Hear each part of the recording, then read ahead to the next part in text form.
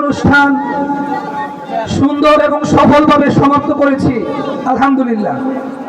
সম্মানিত উপস্থিতি, এই মুহূর্তে আমাদের আজকের মাহফিলের মূল আকর্ষণ এবং মূল কাজ পবিত্র কুরআন এবং হাদিস থেকে মূল্যবান তাকরীর পেশ করবেন হযরতুল আল্লাম হযরত মাওলানা গাজী ইয়াকুব উসমানী দামাত বারাকাতুহুল আলিয়া, কেন্দ্রীয় সহ সাংগঠনিক সম্পাদক হেফাজতে ইসলাম বাংলাদেশ। হযরতের বজ্রকণ্ঠে কুরআন এবং হাদিস থেকে মূল্যবান আলোচনা পেশ করার জন্য বিনীতভাবে অনুরোধ করছি।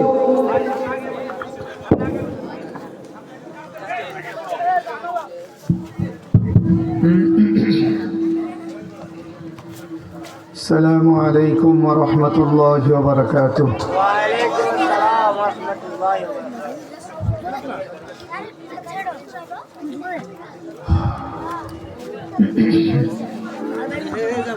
আলহামদুলিল্লাহি ওয়াহদাহু ওয়াস-সালাতু ওয়াস-সালামু আলা মান লা নাবিয়্যা বা'দা।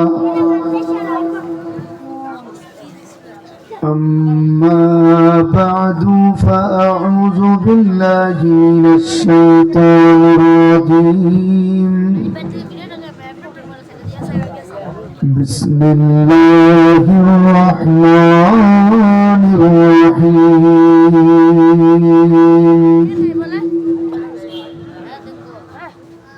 سبحان الذي أسرى بعبده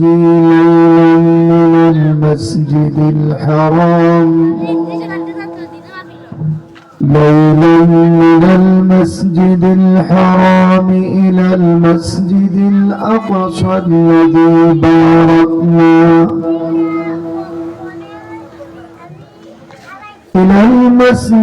الأقصى الذي باركنا حوله لنريه من آياتنا إنه هو السميع البصير.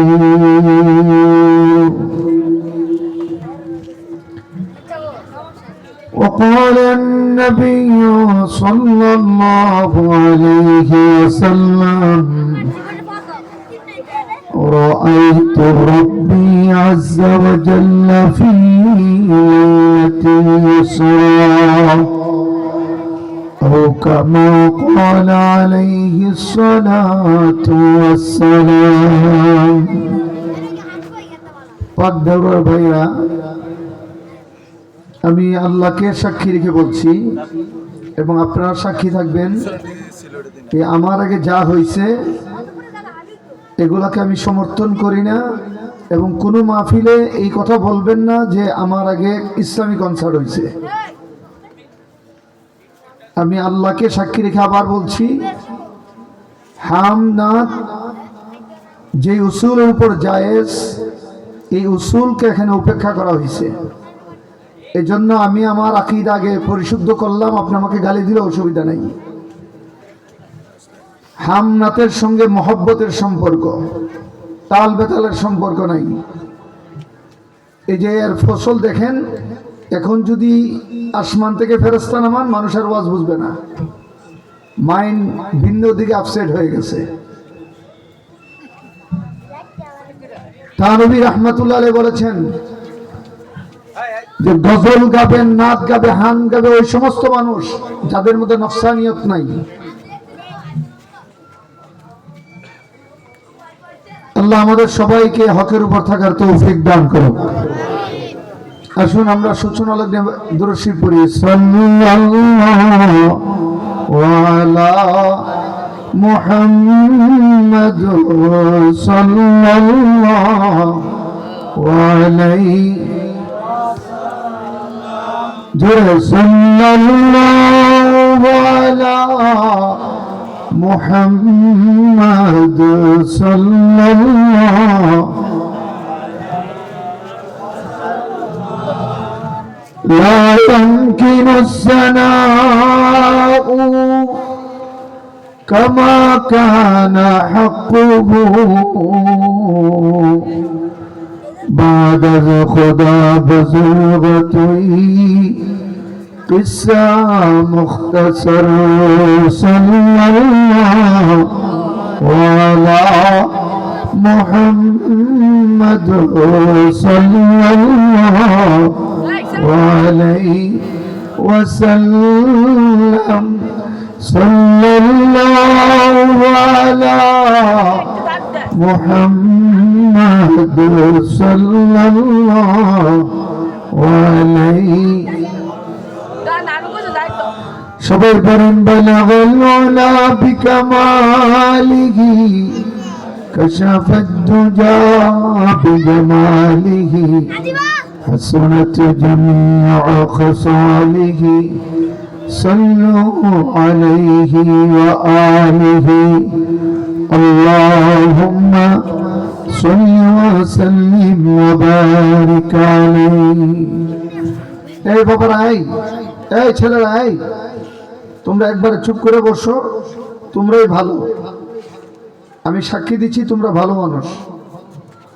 আর আপনারা পেছনে যারা আছেন একটু সামনে আসেন। আমারে যদি কিছু কথা বলার আপনারা ইচ্ছা পোষণ করেন শোনার আল্লাহর জন্য, নবীর জন্য, একটু আগে বসেন। যারা পেছনে আছেন একটু আগান না ভাই, মেহরবানি করে একটু আগান না। আর এই যুবক ভাইরা দাঁড়িয়ে আছো, যদি আল্লাহর মহব্বত লাগে মাহফিলে বসো, আর নতুবা দাঁড়া থাকার দরকার নেই। এই যে মুরব্বী বাবার একটু উঠে সামনে আসেন না, মেহরবানি করে আসেন, এদিকে আসেন। যদি কোনো ইয়াং ভাই চেয়ারে বসে থাকেন, কোরআন সুন্নাহর আদব হচ্ছে দু জানু হয়ে বসা। হাদিসে জিবরাইল এসেছে, রসুলের কাছে জিবরাইল এসেছিলেন মানবের শুরুতে দু জানু হয়ে বসেছিলেন, এটা আদব। মুরব্বীরার বয়োজ্যেষ্ঠতা, হাঁটুতে গিরাতে ব্যথা, তারা চেয়ারে বসতে পারে। যদি ইয়াং কেউ চেয়ারে থাকেন আপনারা নিচে বসে যান। কুমিল্লা জেলার অন্তর্গত মুরাদনগর উপজেলার ঐতিহাসিক গ্রাম পাকদেওরা মধ্যপাড়া আদি বাইতুল আমান মসজিদের 11তম তাফসীরুল কুরআন মাহফিলের সম্মানিত সভাপতি জনাব হানিফ মেম্বার সাহেব, আজকের মাহফিলের সম্মানিত সহ সভাপতি জনাব গরিব হোসেন মেম্বার সাহেব, আল্লাহ এই দুই মুরব্বীর হায়াতে বরকত দান করেন। একটু আমিনও জোরে কয় না। আমন্ত্রিত হযরত উলামায়ে কেরাম, উপস্থিত মুরব্বী বাবারা, নওজোয়ান ভাইরা, পর্দার অন্তরালের মা ও বোনেরা, মহান আল্লাহ পাকের দরবারে অবনত চিত্তে প্রশংসা জ্ঞাপন করছি যে আল্লাহ পাক পবিত্র রজবের চাঁদে আজকের এই মাজমাই বেহেশতের টুকরায় আমাদেরকে আসবার, বসবার, দ্বীনি ফিকরি কিছু আলোচনা করবার আর শুনবার তৌফিক দান করেছেন। এজন্য মহব্বতের আওয়াজে দিল থেকে একবার সবাই বলি আলহামদুলিল্লাহ। মুহতারাম হাজিরিন, আমি আপনাদের দোয়ায় সারা বাংলাদেশে নয়, বাংলাদেশের গণ্ডি পেরিয়ে বিদেশেও কোরআনুল কারীমের কথা বলি, ইসলামের আলোচনা করি। বাংলাদেশের গণ্ডি পেরিয়ে পৃথিবীর অন্তত 10টি রাষ্ট্রে আমাকে আল্লাহ পাক ভ্রমণ করার তৌফিক দিয়েছেন এবং প্রতিটি রাষ্ট্রে কোনো না কোনো ভাবে কোরআনের মজমাই আমি আলোচনা করেছি। আপনাদের এই পাকদেওরার সঙ্গে আমার সম্পর্ক 20 বছরের উপরে। প্রতি বছর কোনো না কোনো ভাবে মাদ্রাসার মাহফিল থেকে শুরু করে উত্তর পাড়া, দক্ষিণ পাড়া, বাজার পাড়া, এমন কোনো আপনাদের পাড়া নাই যেখানে আমি গোলাম আপনাদের সামনে কথা বলি নাই। আমি এই গ্রামে আসতে আসতে আমার কাছে এই গ্রামটা আমার আপন গ্রামের মতোই মনে হয়। এই যে আমার ডাইনে বামে সামনে পেছনে যারা আছেন, অধিকাংশ চেহারাগুলা আমার অতি পরিচয় চেহারা। এই গ্রামকে আমি কয়েকটা কারণে মহব্বত করি। এর মধ্যে একটা কারণ হলো এই গ্রামের যত মানুষ আছে তারা আল্লাহওয়ালা, আল্লাহর ওলিদেরকে বেশি মহব্বত করেন। এই গ্রামের একটা বিশেষ ট্র্যাডিশন, তারা আলেমদেরকে মন থেকে সম্মান করেন। আমি দেখেন, আপনাদের এই মাহফিল রাখার পূর্বে আমার আজকের মূল প্রোগ্রাম ছিল বাঞ্ছারামপুরের কলাকান্দি, বাদাসা বয়ান ছিল। নবীনগর পৌঁছে আমি গুগল টাচ করে দেখছি ওখানে পৌঁছতে আরো 2 ঘন্টা সময় লাগবে। ওই প্রোগ্রামে গেলে আপনাদের প্রোগ্রাম মিস, আপনাদের প্রোগ্রাম আসলে ওই প্রোগ্রাম মিস। বারবার চিন্তা করতে লাগলাম কি করব। মন বলতেছে যে দেউরা তোমার নিজের গ্রাম, এই আপন মানুষগুলোর কাছেই যাও। আমি আপনাদেরকে আপন মনে করে একেবারেই দিনই নিসবতে আপনারা আমার খুবই আপন, খুবই পরিচিত। এই আপন মনে করেই আমি আপনাদের কাছে এসেছি। বাকি আমি অ্যারেঞ্জ যারা করেছে এই মাহফিলের তাদেরকে বলেছি, যদি গজল শিল্পী আইসা থাকে তাদেরকে ওয়াজের পরে দেন। এই একসময় ওয়াজ হয়েছে মাঝে আবার গজল, এরপরে আবার ওয়াজ হবে, তাহলে এটা ধারাবাহিকতা নষ্ট হয়। দেখেন পোস্টারের এক পাশে নাম দিচ্ছেন তাফসিরুল কোরআন, আরেক পাশে ইসলামী সাংস্কৃতিক অনুষ্ঠান। দুইটা এক জিনিস না। যেখানে তাফসির চলবে সেখানে তাফসিরই চলবে। সাংস্কৃতিক অনুষ্ঠান যদি আপনারা করতেই চান, শালীনতার সাথে আলাদা কোনো অনুষ্ঠানে করবেন। আল্লাহর জন্য গাওয়া, নবীর জন্য গাওয়া জায়েজ, তবে এগুলার কিছু শরায়াত আছে, এগুলার অনেক শরায়াত আছে। ভালো আলেমদের কাছ থেকে জেনে ওই মানের আল্লাহওয়ালা গানেওয়ালা এনে গাইবেন, দিলের মধ্যে প্রশান্তি অনুভূত হবে। কোন অবস্থাতেই যেন এগুলো আমাদের লৌকিক না হয়। আল্লাহ তাআলা আমাদেরকে দিন বুঝার, দিন মানার তৌফিক দান করুন। আমিনের আওয়াজটা হয়েছে একটু জোরে কান, আরো জোরে বলেন আমিন। মুহতারাম হাজিরিন, রজবের চাঁদ উপলক্ষে আমি কিছু আলোকপাত করার লক্ষ্যে কালামে হাকিমের সূরা বনি ইসরাইলের প্রথম আয়াত 15 পারার প্রথম পৃষ্ঠার প্রথম আয়াত আপনাদের সামনে আমি তেলাওয়াত করেছি। প্যারা নবী সাল্লাল্লাহু আলাইহি ওয়াসাল্লামের একটি বরকতময় হাদিস আপনাদের সামনে তেলাওয়াত করেছি। আয়াত এবং হাদিসকে আবর্তন করেই ইনশাআল্লাহ সামান্য কিছু আলোকপাত করে আখিরি মোনাজাত করব। আল্লাহ পাক আমাকে বলবার, আপনাদেরকে হৃদয়ের কানে শোনার তৌফিক দান করেন। একটু জোরে মহব্বতে বলেন না আমিন। মুহতারাম হাজিরিন, এই চাঁদ আসলেই আমাদের নবী একটা দোয়া পড়তেন। আসুন আগে সুন্নত আদায় করি, বলি আল্লাহুম্মা বারিক লানা। সবাই জোরে বলেন আল্লাহুম্মা বারিক লানা ফি রজব ওয়া শাবান ওয়া বাল্লিগনা রমাদান। মানে এই চাঁদ আসলেই আমাদের নবী আল্লাহর কাছে দোয়া করতেন, আল্লাহ আমাদের হায়াত রজবে শাবানে বর্ধিত করে বরকত দিয়া রমজান পর্যন্ত পৌঁছায়া দেন। একটু জোরে আমিন বলবেন না ভাই? আমরা দোয়া করি, আল্লাহ আমাদের হায়াত টুকুনো রমজান পর্যন্ত পৌঁছায়া দাও। একটু জোরে বলেন না আমিন। তবে এই চাঁদের বিশেষণ হলো আল্লাহ পাক এই চাঁদে আমাদের নবীকে এমন এক সম্মানে ভূষিত করেছেন যা পৃথিবীর কোন নবীকে আল্লাহ পাক এই সম্মান দান করেন নাই। এই সম্মানটা কি? যে সম্মানটা কেবলমাত্র আমাদের নবীর জন্য খাস। আদম থেকে ঈসা রুহুল্লাহ পর্যন্ত পৃথিবীর কোন নবীকে আল্লাহ পাক এই সম্মান দান করেন নাই। এই যে সম্মান আল্লাহ এই চাঁদে আমাদের নবীকে দান করেছেন, এই সম্মানের খুলাসা নাম হলো মেরাজ। কথা কয় না? এই চাঁদের খুলাসা নাম কি বলেন? জুড়ে আল্লাহর নবীকে আল্লাহ পাক মেরাজ দিয়েছেন। কথা হলো দুনিয়ার আর কোন নবীকে আল্লাহ পাক এই মেরাজ দান করেন নাই। আল্লাহর একজন আবেদ সুন্দর করে বলেন, আকে ইয়ামুদ নু ফুলক মেরাজউ, আকে ইয়ামুদ নু ফুলক মেরাজউ, আম্বিয়া ও আউলিয়া মুখতাজউ। একটু আওয়াজ করে মহব্বতে বলবেন। আমি এটাও জানি দেউরার মানুষরা অন্তর থেকে আমাদের নবীকে মহব্বত করে। আপনারা মহব্বত করেন না? রাসূলের ভালোবাসা আপনাদের অন্তরে নাই?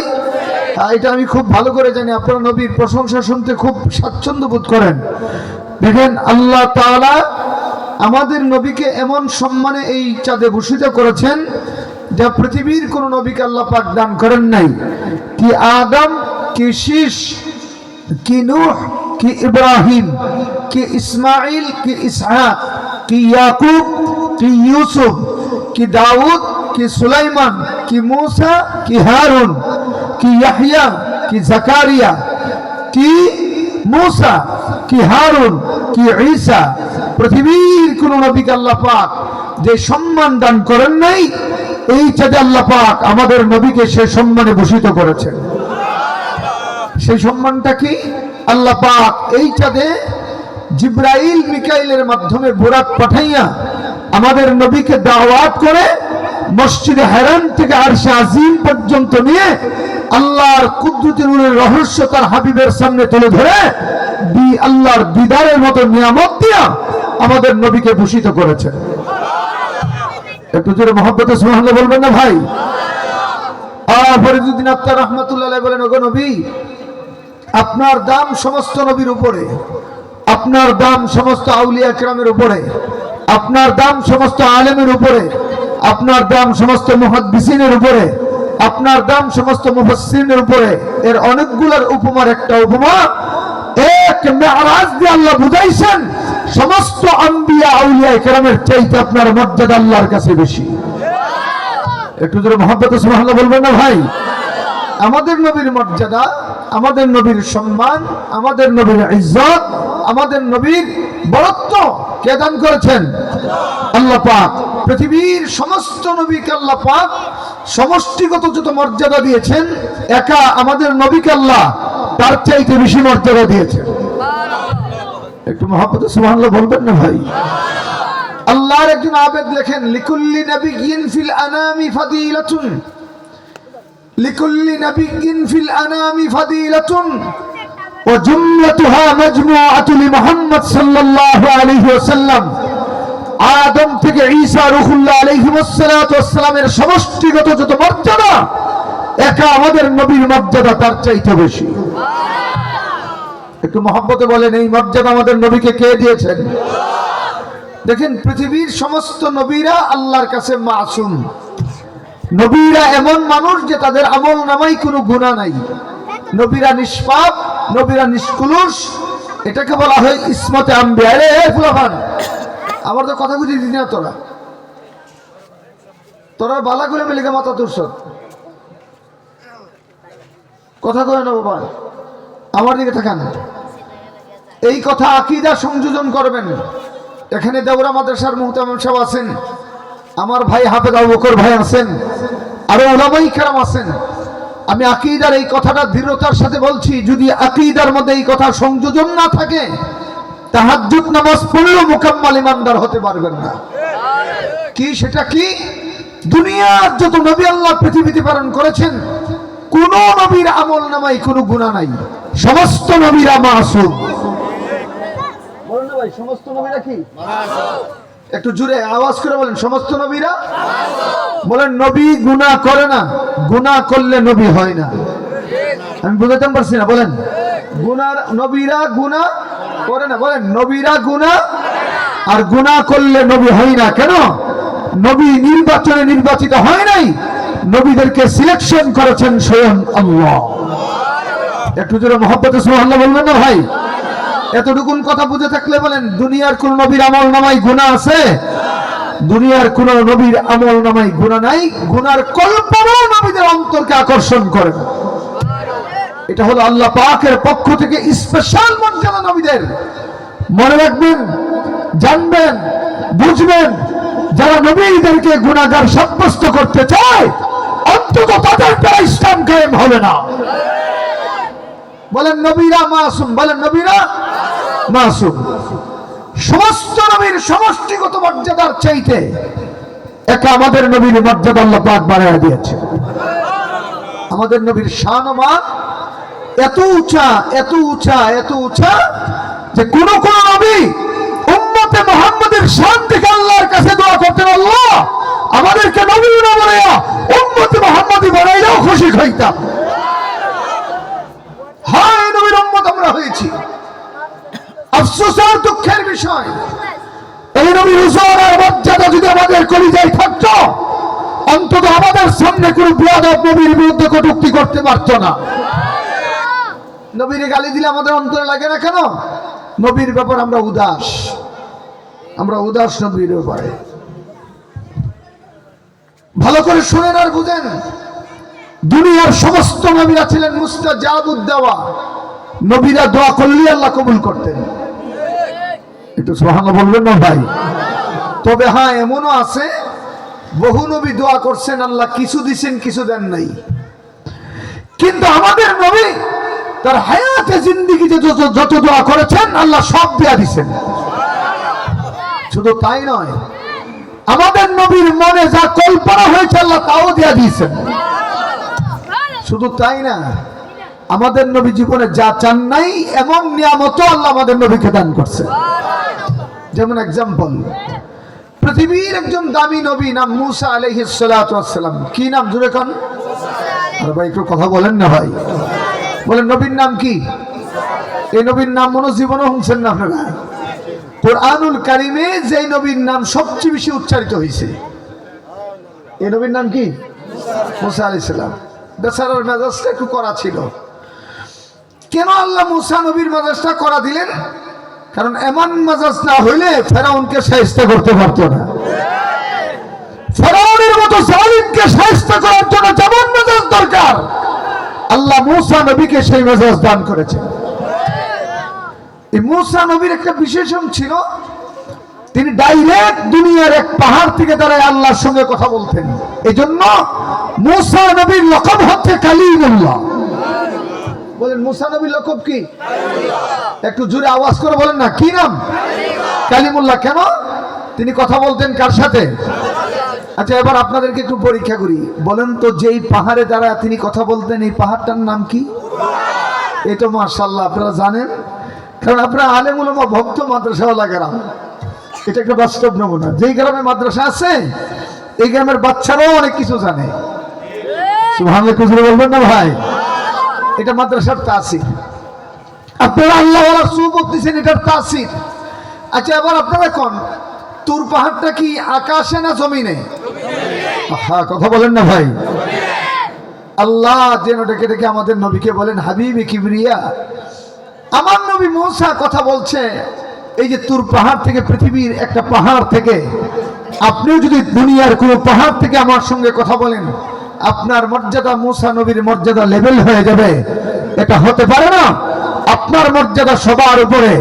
এজন্য আমি আল্লাহ আপনার সঙ্গে কথা বলার জন্য স্থান নির্ধারণ করেছি, পৃথিবীর কোনো জায়গা নয়। আপনি কথা বলবেন আমার সঙ্গে আরশে আসিমে। কথাটা মনে বুঝেন না আপনারা? বলেন মুসা নবী কথা বলছে তুর পাহাড়ে, আর আমাদের নবী কথা বলছে একটু জোরে কয় না? আল্লাহর একজন আবেদ বলেন, গুফতে মুসা বা খুদা দর কুগে তুর, গুফতে মুহাম্মদ বা খুদা দর আরশে নূর। মুসা নবী আল্লাহর সঙ্গে কথা বলেছেন তুর পাহাড়ে, আর মুহাম্মদুর রাসূলুল্লাহ আল্লাহর সঙ্গে কথা বলেছেন আরশে আসিমে। এখান থেকে ওজন করেন, মুসা নবী আল্লাহর সঙ্গে কথা বলেন। একদিন কথা বলতে বলতে আল্লাহর প্রেমে আপ্লুত হয়ে আল্লাহকে ডাকতে বলেন, রব্বি আরিনি, ওগো আমার রব, আপনার দিদার চাই, একটু দিদার দেখা দেন। বললেন মুসা নবী কাকে? একটু জোরে কয় না? নবীদের মহব্বত কার সাথে? আল্লাহর সাথে। আল্লাহ পরিষ্কার সোজা সাপটা জবাব দিলেন, লাম তারানি ইয়া মুসা, পৃথিবীর চর্মচক্ষু দিয়া আমি আল্লাহকে দেখার সুযোগ নেই। এবার আমার আসল কথা, কোরআন খুলেন, অবজার্ভ করেন, হাদিস খুলেন, ইনভেস্টিগেশন করেন। কোরআন এবং হাদিসের কোথাও পাবেন না আমাদের নবী একদিনের জন্য আল্লাহকে বলেছেন, ওগো মালিক আপনাকে দেখতে চাই। উল্টা আল্লাহ নিজে এই রজবের চাঁদের, এই রানিং চাঁদের 26 তারিখ দিবাগত রাত্রে 27 তারিখ সূচনা লগ্নে ঘুমন্ত নবীকে জিবরাইলের মাধ্যমে জাগ্রত করে মক্কাতুল মুকাররমা থেকে দাওয়াত করে আল্লাহ পাকে আরশে আসিমে নিয়ে আল্লাহ তার দিদার তার হাবিবের সামনে তুলে ধরেছেন। ভালো করে শুনেন, আমরা অনেক কয় আমরা বলে ওয়াহাবি, আমরা বলে নবীর শান জানি না, আমরা বলে নবীর দুশমন। দেখেন, আমি নবীর ইজ্জতের জন্য জেল খেটেছি। 2001 সালে নবীর ফতোয়া যখন শেখ হাসিনা নিষিদ্ধ করেছিল, ব্রাহ্মণবাড়িয়াতে 6 জন শাহাদত বরণ করেছিলেন। ওই সময় আমার পায়ে গুলি লাগছিল, আমি মরে গেছিলাম। আল্লাহ আপনাদের দোয়া বাঁচায় দিছে। নবীর দুশমনদের মোকাবেলায় গুলি খাইলাম, নবীর ইজ্জতের জন্য জেল কাটলাম। আমিও হবি, আর হেতে খারায়ামতে হেবিলে শুননি। দুঃখের সাথে বলি কথা বলার আগে সাবধানতার সাথে বলবেন। আল্লাহ তুমি আমাদের মুসলমানকে ভাই ভাই হয়ে চলার তৌফিক দান করো। একটু জোরে মহব্বতে বলেন আমিন। আর জোরে বলেন আমিন। হ্যাঁ, মুসলমান হলো ঐক্যের জায়গা, ফাটল ধরানো যাবে না। একজনের আমল কম থাকবে, একজনের বেশি থাকবে। একজন সোনাকান্দার মুরিদ হবে, একজন ব্রাহ্মণবাড়ির মুরিদ হবে, একজন মুরাদনগরের মুরিদ হবে। এলো পীর হইল শিক্ষক, আর যাতে হইলাম আমরা মুসলমান। কি মেম্বার সাহেব কথা বলেন না? বলেন না আমরা কি বলেন? মুসলমান। বলেন আমরা কি বলেন? সবাই বলেন আমাদের পরিচয় কি? হ্যাঁ, এটা আমাদের মূল পরিচয় হওয়া দরকার। সুন্নি হবি এগুলো ইহুদির শিখানো গালি। এই গালি দিয়ে আমাদেরকে ডিভাইশন করেই আমাদেরকে দুর্বল বানায়া এরা আমাদের উপর অত্যাচার চালায়। আল্লাহর কসম, আজকে মুসলমান ঐক্যবদ্ধ হও, আমেরিকা সহ তোমাদের কাছে সারেন্ডার করতে বাধ্য হবে। আমেরিকার মাই খাই কেন? আমাদের মধ্যে ঐক্যবদ্ধতা নাই। শুনুন, ভালো করে শুনুন, মুহাম্মদ রাসূলুল্লাহর মেরাজ দিনে হয় নাই, রাতে হইছে। বলেন দিনে না রাতে? একটু জোরে কান। আমি একটা চিত্র তুলে ধরে আমার দিকে মহব্বতে তাকান। বাংলাদেশের ইতিহাসের একজন বড় মুফতি, আমাদের ব্রাহ্মণবাড়িয়ার মুফতি আজম নুরুল্লাহ সাহেব রহমাতুল্লাহ আলাইহি, আমার ভাইরা ছিলেন। উনি উনার সময় বাংলাদেশের মুফতি আজম ছিলেন। উনি বাইতুল্লাহ শরীফ জিয়ারত করে কখনো মক্কায় গেলে বাইতুল্লাহ শরীফ তাওয়াফ করেই, যে বাইতুল্লাহ শরীফের পশ্চিম দক্ষিণে যে কোণটা আছে, কোণাটা, বাইতুল্লাহর ঘর তো 4 কোণা, দক্ষিণ পশ্চিমের যে কোণা, এটার নাম হলো রুকনে ইয়ামানি। হাদিসে রাসূল বলেন, কোন গুনাহগার বান্দা বান্দি যদি রুকনে ইয়ামানি দিয়ে দোয়া করে, আল্লাহ তার দোয়া কবুল করেন। এই রুকনে ইয়ামানির সোজা বরাবর মসজিদের সামনে 2টা খুঁটি আছে। তো হুজুর তাওয়াফ করে এই জায়গায় বসতেন, আর বাইতুল্লাহর দিকে ফেল ফেল করে তাকাইয়া চোখ দিয়ে পানি ছেড়ে ছেড়ে কাঁদতেন, মুখে কিছু পড়তেন না। কথা বুঝতেছেন? আমি চিন্তা করলাম যে বাইতুল্লাহ শরীফ দেখলে তো দোয়া পড়ে, উনি পড়েন না কেন? এই তাওয়াফের পরে তাকায় তাকায় কান্দেন করো। হাদিস খুলে দেখলাম যে বাইতুল্লাহ মুসলমানের জন্য এমন এক নিয়ামতের নাম। হাদিসে রাসূল বলেন, আন-নাজরু ইলা বাইতিল্লাহি ইবাদা। কোন আল্লাহর বান্দা বান্দি যদি বাইতুল্লাহর দিকে মহব্বতে থাকে, তার আমলনামায় ইবাদতের সব লেখা হয়। 2 নম্বর কথা হলো, হুজুর এখানে বসতেন কেন? ওনার খাদেম জিজ্ঞাসা, হুজুর মক্কা শরীফ তো প্রশস্ত, বহু জায়গা আছে, আপনি এখানেই বারবার কেন বসেন?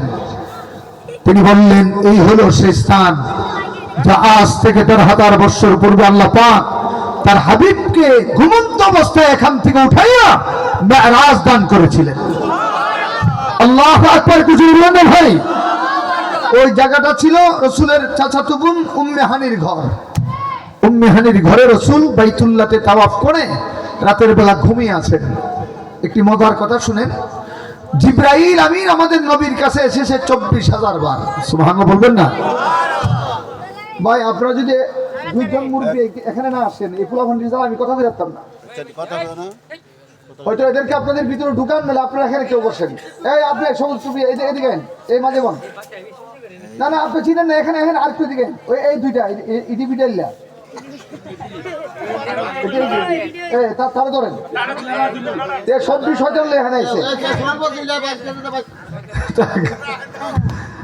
আপনারা কি আমার কথা কষ্ট পাচ্ছেন? আপনাদের বিরক্ত হইলে বলবেন, আমি ছেড়ে দেব। সত্যি আমি আগের দৃশ্য দেখে কিন্তু ওয়াজ হারিয়ে ফেলছিলাম। বাকি এখন যে আপনারা বসতেছেন, আল্লাহ কিছু কথা বের করে দিচ্ছেন। কথা বলার ক্ষমতা, শোনার ক্ষমতা আপনার আমার কারো নাই। যিনি দেন তিনি কে? একটু জোরে আওয়াজ করে বলেন না, তিনি কে? আল্লাহর দিকে মুতাওয়াজ্জিহ হন।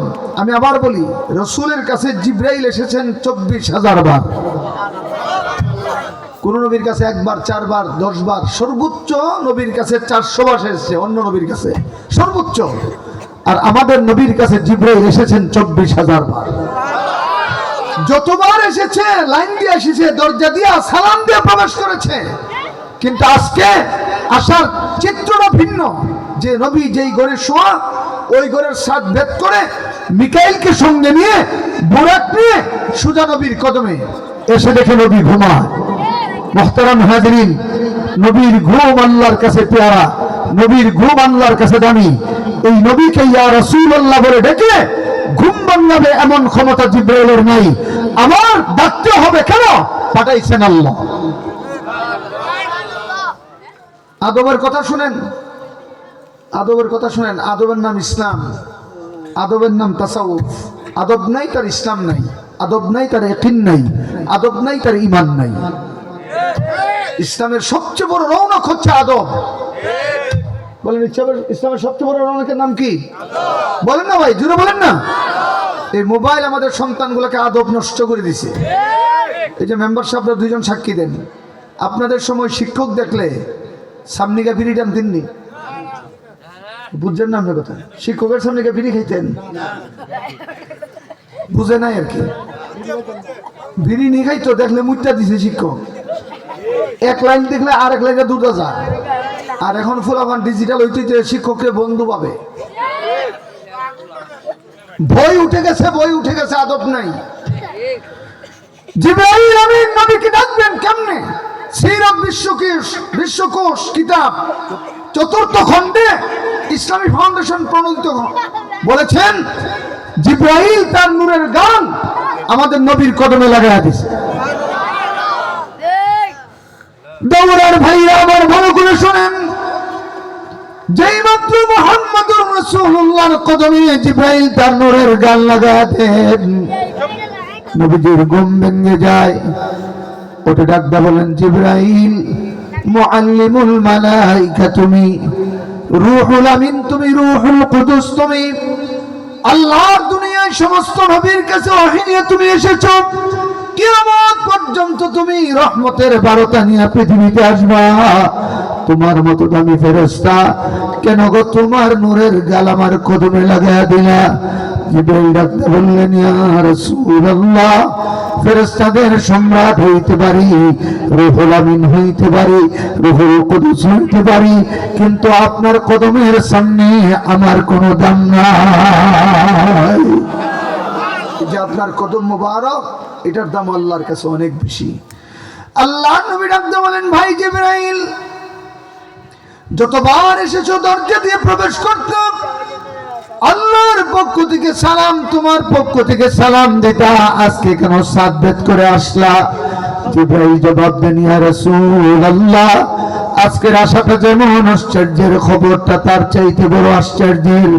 নবী ডাকতে বলেন, জিবরাইল, আজকে এমন কি আশ্চর্যের খবর নিয়ে এসেছো? জিবরাইল ডাকতে বললেন, ওগো নবী, আজকের রজনীতে আল্লাহ এমন সম্মানে আপনাকে ভূষিত করবেন যা কোন নবীকে দান করেন নাই। কি এমন সম্মান বলো? ও জিবরাইল, আজকের জিবরাইল ডাকতে বলেন, ওগো নবীজি, শুনেন শুনেন শুনেন, আজকের রাত্রে আল্লাহ হবেন আরশে আজিমের মেজবান, আর আপনি নবী হবেন আল্লাহর আরশের মেহমান। আজকের রাতে আল্লাহ মেজবান, আপনি মেহমান। আরেকটি মজার কথা শুনেন, আদম থেকে ঈসা রুহুল্লাহ পর্যন্ত সমস্ত নবীরা ছিল আশিক, আল্লাহ ছিল মাশুক। আর আমাদের নবীর ব্যাপারে আল্লাহ হলেন আশিক, আমাদের নবী হলো মাশুক। হ্যাঁ, এটাই বাস্তবতা। একটা একটা করে বললে অনেক রাত লাগবে, সিম্পল বলি। পৃথিবীতে এসে আদম সারা জীবন কেঁদেছেন আল্লাহর আশিক হয়ে, আল্লাহকে মাশুক বানায় আল্লাহর সন্তুষ্টির জন্য। নূহ নবী 950 বছর কবরের পাথর সহ্য করেছেন আল্লাহর সন্তুষ্টির জন্য। ইব্রাহিম নবী আগুনে ঝাঁপ দিয়েছেন আল্লাহর সন্তুষ্টির জন্য। ইসমাইল গলায় ছুরি সহ্য করেছেন আল্লাহর সন্তুষ্টির জন্য। এমনি ভাবে হযরত জাকারিয়া মাথার উপরে করাতের আঘাত বরদাস্ত করেছেন আল্লাহর সন্তুষ্টির জন্য। হযরত মূসা আলাইহিস সালাতু ওয়াস সালাম আপন মাতৃভূমি ত্যাগ করে ময়দানে তীর হয়ে গিয়েছিলেন আল্লাহ পাকের সন্তুষ্টির জন্য। হযরত ঈসা আলাইহিস সালাতু ওয়াস সালাম সারা জীবন বিবাহ পর্যন্ত করেন নাই আল্লাহ পাককে সন্তুষ্টি করার জন্য।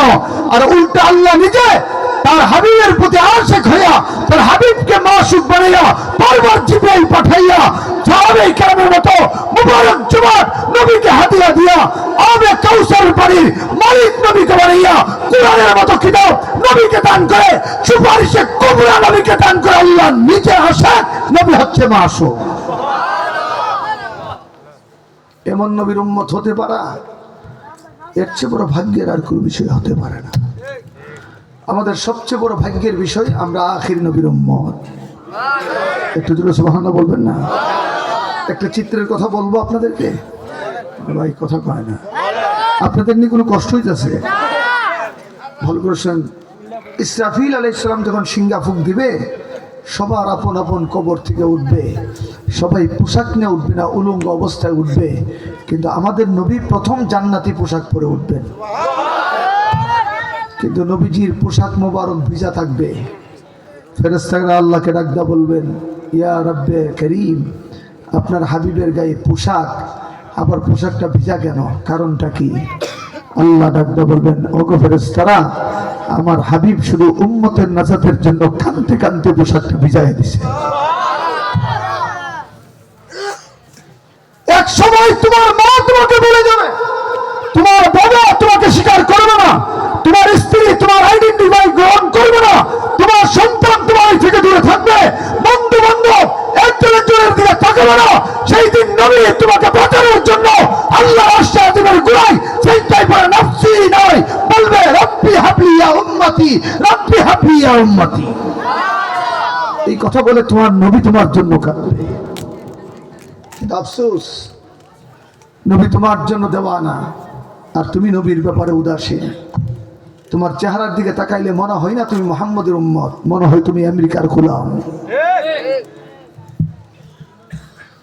আমার কথা একটু কষ্ট হবে, করা হবে, কিন্তু এইগুলো অন্তরের সাথে মিলাইবেন, দেখবেন ফানিবাতের মতো। নবীর উম্মত কখনো বিজাতির সাথে সজ্জিত হয় না। নবীর উম্মতের মডেল হচ্ছে মুহাম্মদুর রাসূলুল্লাহ সাল্লাল্লাহু আলাইহি ওয়াসাল্লাম। আপনি দাড়ি কামান, আমি দাড়ি রাখছি। আপনি মাথায় টুপি দেন না, আমি টুপি পরছি। আপনি পাঞ্জাবি পরেন না, আমি পাঞ্জাবি পরছি। আপনার রুমাল নাই, আমি রুমাল গায়ে দিছি। আপনি টাকনুর নিচে কাপড় পরেন, আমি টাকনুর উপর কাপড় পরছি। কেন? আমি সবগুলা করছি নবীর মহব্বতে, আর আপনি সবগুলা করছেন বিজাতিদের অনুসরণে। আগে নিজের বডির মধ্যে মুহাম্মদুর রাসূলুল্লাহর মহব্বতের সুন্নাত লাগাও। তোমার নবী বলেছে, সুন্নতের আমল যার মধ্যে থাকবে তারে নবী সহ নিয়ে জান্নাতে প্রবেশ করবে। হ্যাঁ, তুমি সুন্নি হও, কথাই না কাজে না, কথাই না আমলে। সুন্নি হবে কথাই না আমলে। আরে ভাই জুড়ে বলেন না ভাই। আরে ভাই, কথাই সুন্নি হওয়ার কোনো সুযোগ নাই, আমলে সুন্নি হতে হয়। আল্লাহ তুমি বুঝার তৌফিক দান করো।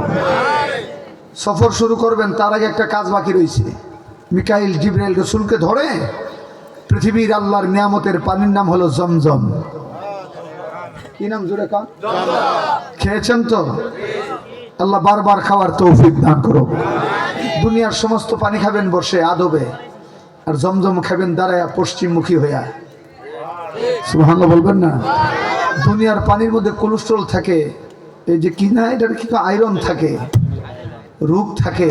আর আল্লাহর নবী বলেন, জমজম পানি আল্লাহর কাছে এত দামি, যেই কোনো কঠিন রোগের নিয়ত করে খাইবা আল্লাহ মাফ করে দিবেন। এটা হাদিস বলছি আপনাদের কাছে।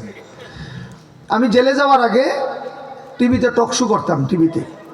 এখন যাই না, মুরব্বীরা নিষেধ করছে, ওখানে মহিলা থাকে, মেকআপ পরন লাগে, আরো অনেক কিছু।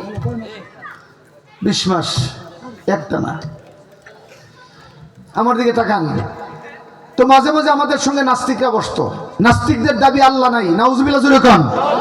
এবার আপনারা সবাই জোরে কান, আমাদের মালিক আসেনি, তিনি কে? জোরে কান। এই যে আল্লাহ নাই কথাটা শুনো পাপ। কি হুজুর কথা বলেন না, বলেন আল্লাহ নাই এই কথাটা শুনো পাপ। বলেন আমরা আল্লাহ মানি দলিল বিনা দলিল। বলেন আমরা আল্লাহ মানি দলিল। একটু জোরে কান, আমাদের মালিক কে? আল্লাহ। জোরে ডাকবেন আল্লাহ, আরো জোরে ডাকবেন আল্লাহ। হ্যাঁ, এটা হলো আমাদের ঈমানের শান। আমাদের মালিক আল্লাহ, আমাদের নবী মুহাম্মদুর রাসূলুল্লাহ সাল্লাল্লাহু আলাইহি ওয়াসাল্লাম। তো আমরা কোরআন এবং সুন্নাহ মানি, নাস্তিকরা কিন্তু মানে না। নাস্তিকদের আছে ফসা যুক্তি। তো আল্লাহ তাআলা আমাদের হাতেও যুক্তি দান করছে। এরা আল্লাহ অস্বীকার করে, আমরা আল্লাহর নিদর্শন তুলে ধরি। এক নাস্তিককে আমি বলেছিলাম, আল্লাহ চিনো না? কহা না, চিনি না। মানো না? মানি না। আমি কি আল্লাহ তোমার দেখাই দিই? কেমনে?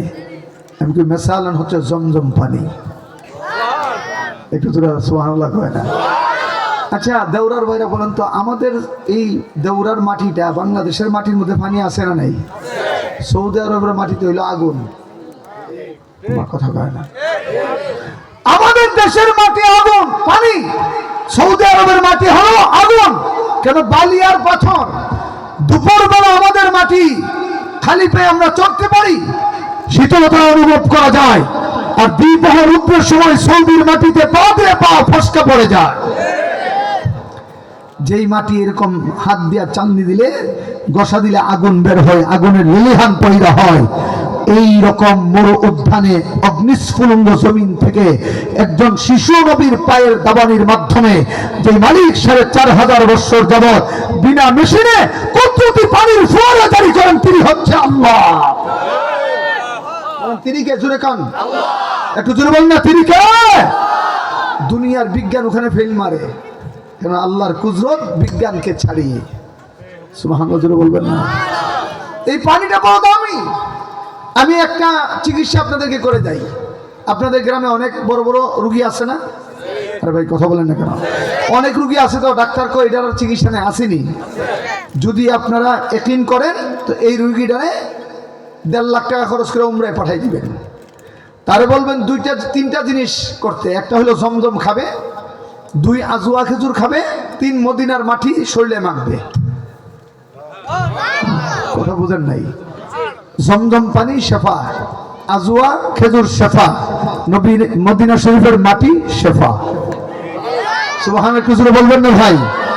বলেন জমজম পানি শেফা, বলেন জমজম পানি, যেরকম জমজম পানি শেফা, আজওয়া খেজুর শেফা, বলেন আজওয়া খেজুর শেফা, মদিনা শরীফের মাটি শেফা। ছোট্ট একটা মশালা বুঝলাম নি?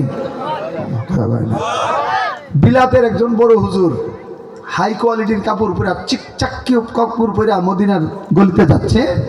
হঠাৎ করে একটা বাতাস এসে মদিনার অলিগলির কিছু ধুলাবালি তার কাপড়ে পড়লে সে ছিটকেছে। দূর থেকে একজন আল্লাহর আবেদ দেখা মদিনার আরো কিছু বালি টালি লইয়া তার মাথায় ঢেলে দিয়ে বলছে, আরে বেটা বিয়াদব, তোর মতো এরকম গর্দভরে মদিনা আসতে কে বলছে? তুই জানিস না এটা মদিনা শরীফের মাটি, যে মাটির সঙ্গে মুসলমানের রোগের শেফার সম্পর্ক। আল্লাহু আকবার, একটু জোরে বলেন না ভাই, আল্লাহু আকবার। হ্যাঁ, যদি ইয়াকিন করেন, আমার কথা বিশ্বাস করেন, তাহলে ইনশাআল্লাহ জমজম গিয়া খাবেন বা জমজম আনায়া খাবেন। ডাক্তার চিকিৎসায় যে আরোগ্য আপনাকে দিতে পারবে না, এই আরোগ্য আল্লাহ জমজম পানির মধ্যে রেখেছেন। মুহতারাম হাজিরিন, ভালো করে শুনেন। দেখুন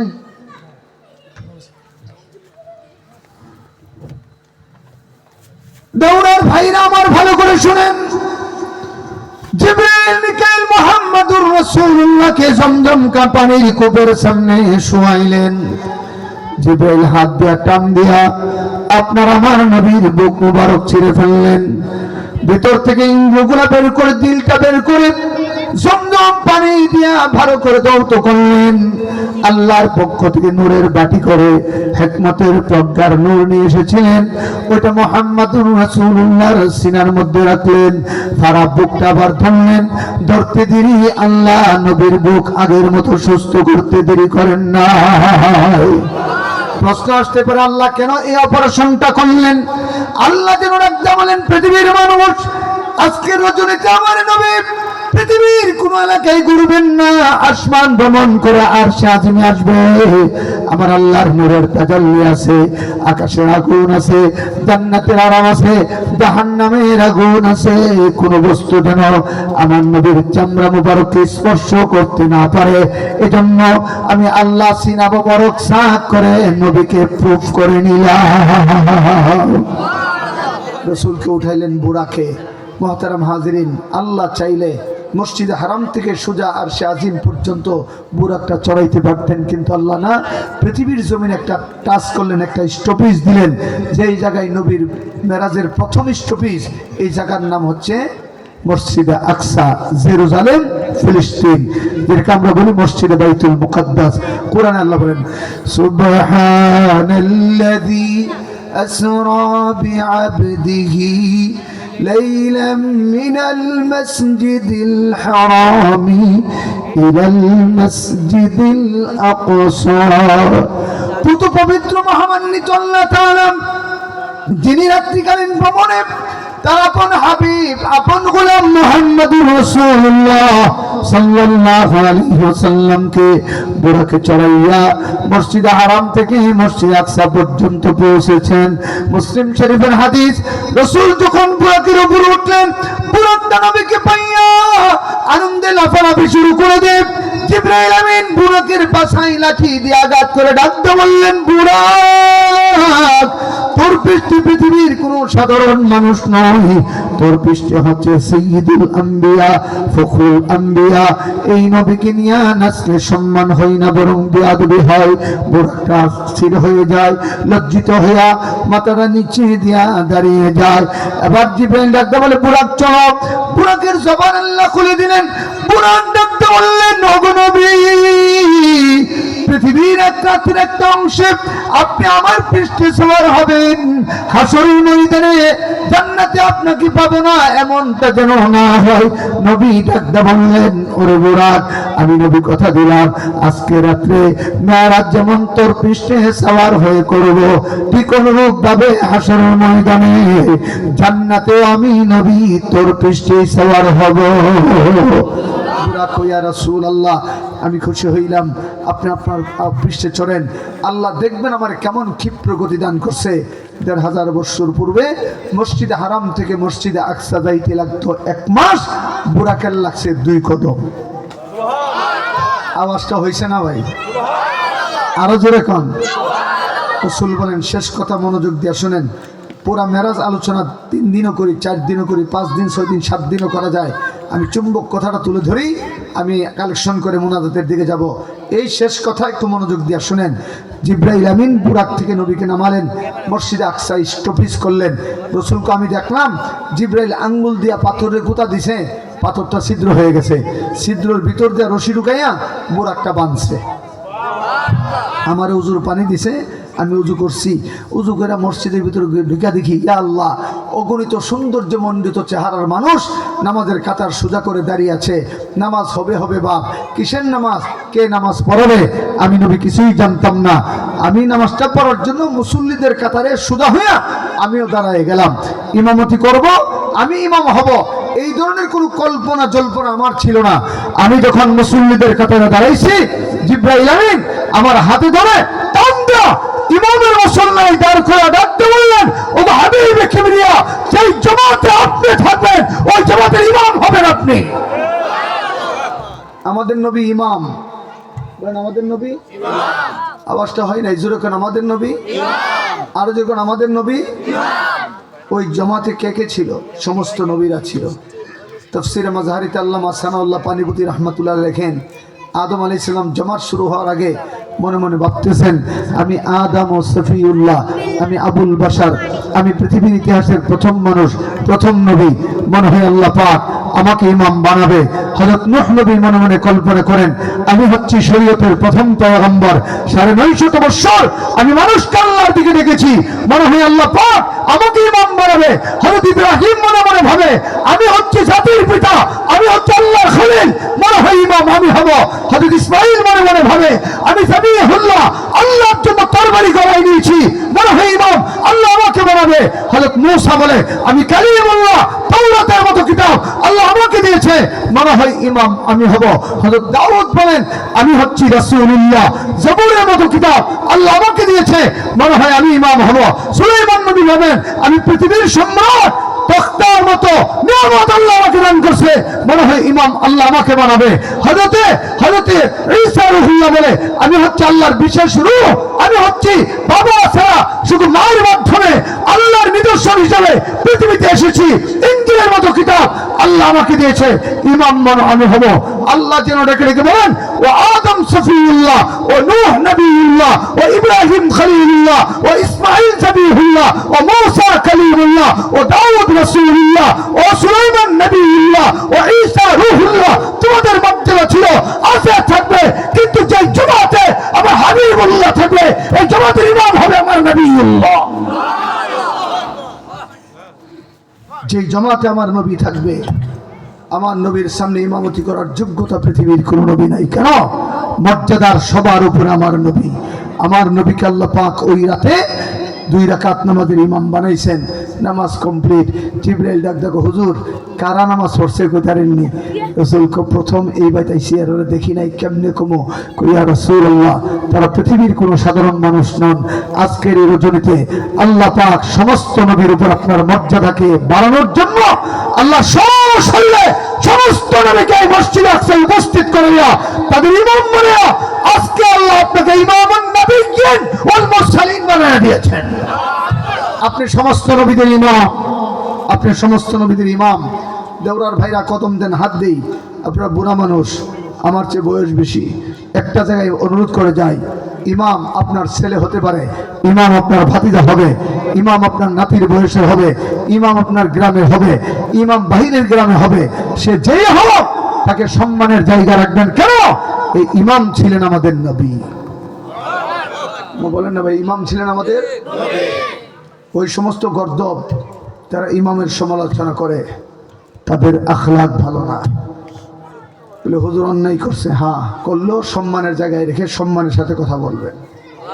কে আবু বকর ভাই কথা বলেন না কেন? ইমাম সম্মানের জায়গা। কেন? এই মুসল্লাই দাঁড়ায়া আমার নবী ইমামতি করতেন। এইভাবে পরে প্রথম আকাশ, দ্বিতীয়, তৃতীয়, চতুর্থ, পঞ্চম, ষষ্ঠ, সপ্তম, সিদরাতুল মুনতাহা, মাকামে জিবরাইল, আত জান্নাত, লা জামান, লা মাকাম, আল্লাহর আরশে আজিমের 70,000 নূরের পর্দা, আল্লাহর আরশের সামনে কুরসি, কুরসির সামনে মালিকের সামনে বসাইয়া আল্লাহ তার হাবিবকে দিদার দিয়া এই রাতে আল্লাহ তার মারফতের সমস্ত রহস্য নবীর সামনে উন্মুক্ত করে দিয়েছেন। এই হচ্ছে আমাদের নবীর মর্যাদার কিছু আলোচনা। এই নবীর উম্মত হইতে পারে আমরা খুশি না বেজার? আরো জোরে। এই নবীর উম্মত হওয়া সহজ, কিন্তু উম্মতের দাবি থাকা বড় কঠিন। কেন? এই নবীর মহব্বত হতে হবে নিজের জীবনের চাইতে বেশি। আমার কথা বলেন না, ঠিক কিনা? একটা দামি কথা বলে আমি আমার ওয়াজ শেষ করি। দুনিয়ার মা আছে মার জায়গায়, বাবা আছে বাবার জায়গায়, বউ আছে বউর জায়গায়, সন্তান আছে সন্তানের জায়গায়, আর সবার উপরে আছে নবী। আমার কথা বলেন না, বলেন। আজকে একটা হাদিস বলি, এই হাদিসটার বাস্তবতা গরিয়া করবেন। আল্লাহ নবী বলছেন, লা ইউমিনু আহাদুকুম হাত্তা আকুনা হাব্বা ইলাইহি মিন ওয়ালিদিহি ওয়া ওয়ালাদিহি ওয়ান নাসি আজমাইন। ততক্ষণ উম্মত মুমিন হতে পারবে না যতক্ষণ মা বাবা, স্ত্রী, সন্তান সন্ততি, পাড়া প্রতিবেশী, এমনকি নিজের জীবনের চাইতেও আমি নবীকে বেশি মহব্বত না করবা, তুমি আমার উম্মত হতে পারবা না, মুমিন হতে পারবা না। মুমিন হইতে হলে নবীরে মহব্বত করতে হবে নিজের জীবনের চাইতে বেশি। জোরে কয় না, নিজের জীবনের চাইতে। যেটা কথা কয় না, এটা কাওয়াকাদের লোক বলে নবীর মহব্বত নিজের জীবনের চাইতে। আরো যখন নবীর মহব্বত জীবনের চাইতে বেশি। আর বেশিটা কি মুখে মুখে হইব না কাজে হইব? আজকে আপনি বাসায় যাবেন, বউটা হলে বউর একটু দূরে রাখবেন, বালিশের মধ্যে মাথায় নিয়ে নিজের নফসরে জিগাইবেন, মন রে নবী তো কইছ তোর থেকে তো নবীরে বেশি ভালোবাসতে হবে, আমি কি আসলে তোর থেকে নবীরে বেশি ভালোবাসতে পেরেছি? যদি আপনার মন বলে হ্যাঁ, আপনি আপনার মন থেকে নফস থেকে নবীকে ভালোবাসেন বেশি, আপনি মুমিন। আর যদি মন বলে না, এতটুকু দাবি তুই আদায় করিস নাই, আজকে রাত্র থেকে সিদ্ধান্ত নেবেন জীবনের উপরে, জীবনের মায়ার উপরে নবীর মহব্বত প্রদর্শন করবেন। রাজি না আপনারা? সবাই রাজি? কে কে রাজি আল্লাহরে দেখানোর জন্য দুইটা হাত আকাশের দিকে উঠান। আল্লাহ এই হাতগুলো তোমার নবীর জন্য কবুল করো। একটু জোরে কোন আমিন, আরো জোরে কোন আমিন, আরো জোরে বলেন আমিন, আরো জোরে বলেন আমিন। মুহতারাম হাজিরিন, মুহতারাম হাজিরিন, গেলে গেছে মন পায় না, এটা কপাল পুরা। মন রাখতে হবে এই কথা মৃত্যু পর্যন্ত। কেন? এটা নবীর হাদিস, আমার বানানো কথা না। বিশেষ করে পাক দেওয়ার যুবকরা তোমাদেরকে বলি, তোমরা জেগেছো, রাষ্ট্র জেগেছে। আমার কথা বলেন না, ঠিক কিনা? দেখেন জুলাই বিপ্লবের এখন যুদ্ধের অভাব নাই, আসলে ফাউল। এটা কোনো দলের নেতৃত্বে হয় নাই, ওভারঅল ছাত্র জনতা এবং উলামায়ে কেরামের নেতৃত্বে হয়েছে। কথা বলেন না, ঠিক কিনা? জোরে কান। এই যে কদিন পরে নির্বাচন হবে, এখন দেখবেন সাধুরা টুপি ভরে আইব, আবার রাতের বেলা দেখবেন নোট লয়ে আইব। এক নম্বর, আমরা রাতের টাকা খাবো না। বলেন টাকা আর, যেরকম টাকা আর, যেই আসে তারে জিগাইবেন যে পার্লামেন্টে গিয়ে কোরআনের পক্ষে নবীর পক্ষে কথা বলবা কিনা, তাইলে ভোট দেবো, নাইলে আসসালামু আলাইকুম। তোমার কথা বলে না ঠিক কিনা জোরে কান, আর একটু জোরে বলেন না ঠিক কিনা, আওয়াজ করে বলেন। আমি গত পরশুদিন আপনাদের শাহ মুফাজ্জল হোসেন কাইকুবাদ এমপি সাহেবের সাথে আমার পার্সোনাল বৈঠক ছিল ওনার বাসায়। উনি আমার ছোট ভাই হিসেবে মহব্বত করে ওনার বাসায় নিয়ে একেবারে উপর তলায় খাস কামরায় নিয়ে বৈঠক করছে। তো উনি আমাকে একটা ওয়াদা করছেন যে আল্লাহ যদি আমার এই শেষ বয়সে আমাকে যদি আল্লাহ পাক আবার দায়িত্ব দেন মুরাদনগর এবং বাঙ্গরার বাসীর মাধ্যমে, আমি আমার বাকি জীবনটা ইসলামের জন্য উৎসর্গ করব। এবং তিনি অন্য অন্য এমপির চাইতে একটু ব্যতিক্রম। কথা বলেন না ঠিক কিনা জোরে খান। আবার চাইয়েন ওনার পক্ষে কিন্তু আমি ভোট চাইতেছি না, আমি দোয়া চাইতেছি। মাহফিল ভোট চাওয়ার জায়গা না। তোমার কথা বলেন না ঠিক কিনা, মাহফিল ভোট চাওয়ার জায়গা না। আমি সব নেতারে বলছি যে আওয়ামী লীগের আচরণ দেখায়েন না। জামাতের প্রার্থীও যদি আসে বা বিএনপির প্রার্থী যে আসুক, মাহফিলে চাইবেন দোয়া। তোমার কথা বলেন না ঠিক কিনা। এই যে আপনাদের এলাকার যত প্রার্থী আছে আমি সবার জন্য দোয়া করি, তবে আল্লাহ তারে ক্ষমতায় যাওয়ার তৌফিক দান করুন যার দ্বারা ইসলামের পক্ষে কাজ হবে। রাজি আছেন তো ইনশাআল্লাহ? আল্লাহ আপনাকে আমাকে সবাইকে মানার বোঝার তৌফিক দান করুক। মুহতারাম হাজিরিন, রাসূল আল্লাহর কাছে গিয়ে আল্লাহ আমি আপনার কাছে আইছি, আমার উম্মতের মেরাজ কই? আল্লাহ তাআলা ডাকো, হাবিব আমি আপনি একবার আমার সঙ্গে মেরাজ করছেন, আর আপনার মাধ্যমে আমি আল্লাহ আপনার উম্মতের জন্য দৈনিক 5 বার মেরাজ দিলাম, যার নাম হইল নামাজ। বলেন নামাজের নাম মেরাজ। বলেন নামাজের নাম মেরাজ। যেরকম নামাজের নাম নামাজ পড়ে যারা মেরাজ করে তারা, সুবহানাল্লাহ। এই যে আপনাদের আদি বাইতুল আমান জামে মসজিদের জন্য আমার কিছু কালেকশন করার কথা বলছে। আমি একটু আগে বইলাইছি যে আমি যত গ্রামে যাই এর মধ্যে দেওরা গ্রামকে আমি একটু আলগা মহব্বত করি, কারণ কালেকশন বহু গ্রাম দেখছি, দেওরার মতো দেখি নাই। এটা কিন্তু ফার্ম না, সত্য কথা যেটা একইনান বলতেছি, যে দেওরা গ্রামের মানুষ ডিম পর্যন্ত মসজিদ মাদ্রাসাত লয়ে করে, মুরগা পর্যন্ত দেলা, দান তো দেওই। কথা বলেন না ঠিক কিনা? একটা ডিম দিছে না, মহব্বত দিছে। বলেন না ভাই ঠিক কিনা? ডিম দেন এই মহব্বত দিছে। কালেকশনটা কি মসজিদের জন্য না? মসজিদের জন্য। তো আপনারা কে আছেন? 50,000, 20,000, 10,000 এইভাবে কে কে দিবেন একটু নামটা দ্রুত বলেন। রাত 12টার কাছাকাছি আসছে, আর আপনাদের জন্য মাশাআল্লাহ তাবারুকের ব্যবস্থা আছে। আপনারা তাবারুক নিয়ে